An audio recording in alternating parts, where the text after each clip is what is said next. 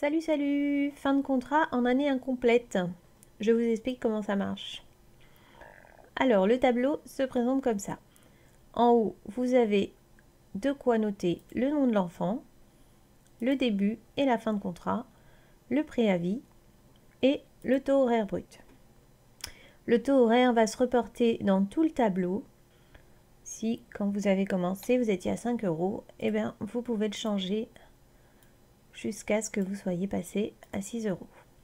Donc, on fait la régularisation de fin de contrat pour comparer les heures payées ici avec les heures faites qu'on va calculer ici. On aura la totale ici. Parce que tous les mois, les parents payent le même nombre d'heures, mais comme c'est lissé sur 12 mois, si on ne finit pas le contrat au bout des 12 mois, on peut avoir un décalage. Parfois même, si on finit le contrat au bout des 12 mois, on a quand même un décalage à cause des CCC qu'on a fait, etc.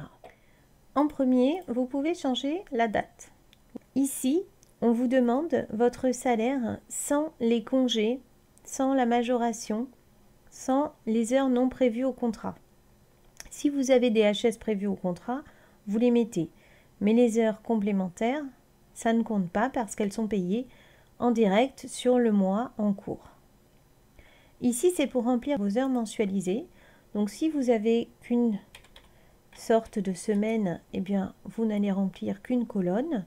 Si vous avez des semaines B, vous allez dire en février, j'ai fait 2 semaines A, 2 semaines B. Voilà. Si vous avez fait des avenants et que vous avez changé le nombre d'heures, vous pouvez aussi utiliser les colonnes d'à côté. Ici, on mettra les heures déduites par CCC et vous allez avoir le récapitulatif de ce que vous avez travaillé. En février 2024, moi, j'ai reçu 928,21 € parce que j'ai déduit 30 heures d'adaptation. Ici, je dois mettre mon nombre de semaines travaillées. Donc moi, en février, j'ai travaillé 4 semaines. Le jeudi 1er et le vendredi 2 février doivent être rajoutés, mais pas en semaine entière. J'ai 2 fois 9h30 et normalement, je fais des semaines de 47,50. Donc j'ai un bout de semaine pour ce jeudi et vendredi qui est de 0,40. Donc je vais noter que le mois de février, j'ai travaillé 4,4 semaines. Ensuite, la dernière semaine du mois de février est à cheval sur mars. C'est la semaine numéro 9. Pour ne pas me tromper, je compte la semaine en février et puis en mars, je reprends à la semaine 10 et je compte ma semaine 10 dans la semaine travaillée, ma semaine 11, ma semaine 12. Si j'ai pris des vacances, je ne compte pas. Et ainsi de suite, je compte avec le numéro des semaines et ainsi, je ne me trompe pas. Soit je vais mettre ma semaine en avril, soit je vais mettre ma semaine en mars, par exemple. Donc là, j'ai rempli mon tableau et vous voyez que j'ai pris une journée pour faire le pont, donc j'ai déduit par CCC 9h,5, mais je compte bien ma semaine entière dans un premier temps.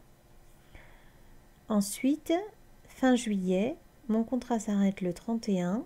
Du coup, on regarde. Les parents m'ont réglé 1057 heures. J'en ai fait 1119,50. Du coup, on aura une petite régularisation à la fin. Si à la fin du contrat, de même, vous ne pouvez pas mettre des semaines entières parce que vous finissez le contrat un mardi, par exemple, ici, je mettrai 4,4 si je finis un mardi et que c'est le 31 et qu'on ne fait pas le CCC, on n'a pas d'heure déduite, mais je ne peux quand même pas compter une semaine entière travaillée. Voilà. Pour tout le reste du temps, soit votre semaine, elle est notée entièrement travaillée. En semaine déduite, vous mettez rien. Et si c'est des déductions que vous avez eues sur cette semaine, eh bien c'est dans cette case qu'on le mettra. Donc il faudra l'avoir mise forcément avant ici. Si les parents ne vous amènent pas l'enfant, bien sûr, vous êtes payé. Donc on compte le temps. Si c'est une semaine entière où il ne vous amène pas l'enfant, mais c'était prévu travailler, vous la comptez comme travaillé. Si à la fin du contrat, il est à 0, c'est que je n'ai pas de régularisation. Le parent a payé plus que les heures faites, on ne rembourse pas et on n'a rien à déclarer. Alors, on passe au calcul des congés payés. Donc vous allez voir, c'est le même tableau que vous avez pour calculer les CP fin mai, pratiquement, sans les jours enfants, parce qu'on n'y a pas droit en fin de contrat. Donc en haut, vous mettez le nombre d'heures par semaine. Si vous avez des semaines A, B, C, vous devez prendre la moyenne qui est sur le bulletin de salaire du groupe, ou alors la moyenne qui est écrite sur le tableau de calcul des CP fin mai. Ensuite, exactement pareil, on met le nombre de semaines travaillées, on ne met pas les semaines de vacances, les semaines de congés payés et on ne met pas les arrêts de travail. On met que les semaines travaillées. On fait attention de les compter qu'une fois, vous pouvez compter avec le numéro des semaines. Pour les salaires, ce sera les salaires sans les CP. Par contre, on aura tout. On aura bien là les HS, les HC, la majoration, bien sûr les heures déduites par CCC, mais on ne met pas les congés payés. Parce qu'en fait, les congés payés de l'année dernière, ceux que vous avez acquis fin mai, on va les mettre ici. Ici, on va mettre le nombre de jours et ici, on va mettre l'argent que vous avez reçu. Donc, que ce soit une fois en juin ou à chaque prix, ça n'a pas d'importance. C'est la somme globale qu'on a calculée fin mai qu'on met ici. Ici, on mettra les CP acquis pris. C'est-à-dire que fin mai, on vous a dit que vous aviez eu 20 jours acquis. Et puis l'été, vous êtes parti en vacances, vous avez pris 18 jours. Et puis maintenant, le contrat, il est fini. Eh bien, vous mettez 18 jours ici. Si vous n'avez rien eu le temps de prendre, eh bien, vous laissez 0. Il va calculer les 10% de salaire et le maintien de salaire. On compare les deux méthodes en fin de contrat comme d'habitude. Donc on va mettre ici vraiment les semaines travaillées et puis les salaires reçus. Bien sûr ici, on n'oublie pas pour le dernier mois de rajouter la régularisation qu'on a calculée juste avant. Elle va faire partie du dernier salaire. Ici, je vous ai rajouté une case pour les arrêts de travail. Maintenant, en arrêt de travail, on a le droit au congé, mais on a le droit à 2 jours par période de 4 semaines travaillées, au lieu de 2,5.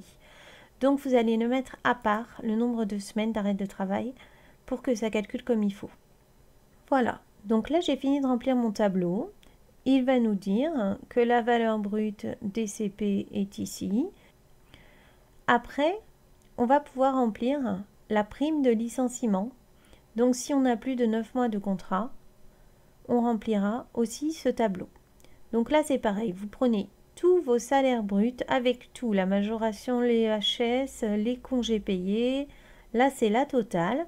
On n'oublie pas le dernier mois bien sûr de rajouter, comme on a rajouté la régularisation, eh bien on rajoute aussi les congés payés. Ici vous avez donc l'indemnité de fin de contrat qui apparaît. Elle ne sera pas convertie en net, c'est le montant que vous toucherez qui apparaît en bas. Ensuite, on va aller mettre tout ça sur la fiche de paye. Tout d'abord, la régularisation.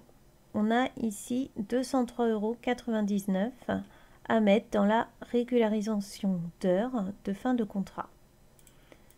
Donc, ici, vous voyez qu'apparaît le taux horaire. Donc, ici, il faut mettre 203,99 € divisé évidemment par le taux horaire. Voilà, on a 203,99 € qui apparaît ici. Ensuite, on va mettre l'ICCP. L'ICCP, vous l'avez ici, valeur en brut 299,80 €. Donc, ICCP ici, 299,80 €. Voilà, elle se met bien ici dans le brut. Vous pouvez avoir en fin de contrat des congés payés qui vous restent de mai. Parce que si par exemple vous finissez votre contrat fin juin et puis que du coup vous avez les congés de mai qu'on va vous payer en juin, ou alors même si c'est payé à chaque prise, ça n'a pas encore été pris donc c'est à payer. Il faudra différencier, mettre vos congés payés que vous avez calculés en mai ici et les congés payés de fin de contrat. Donc du coup si vous finissez en juin, ça sera juste les congés payés du 1er au 30 juin que vous mettrez ici. Ensuite, on a l'indemnité qui est ici de licenciement. 123,27, elle est ici, indemnité de fin de contrat. On met ici 123,27 et ici, on a directement la valeur qu'on va toucher, donc qui est nette, malgré que ça soit calculé sur le brut. Et donc, on va pouvoir retrouver, bien sûr, les petites infos à déclarer à page emploi tout en net. Et puis, vous avez pour France Travail l'attestation, ici, les valeurs brutes, parce que par contre, sur France Travail, on déclare tout en brut. Voilà, à bientôt pour une prochaine.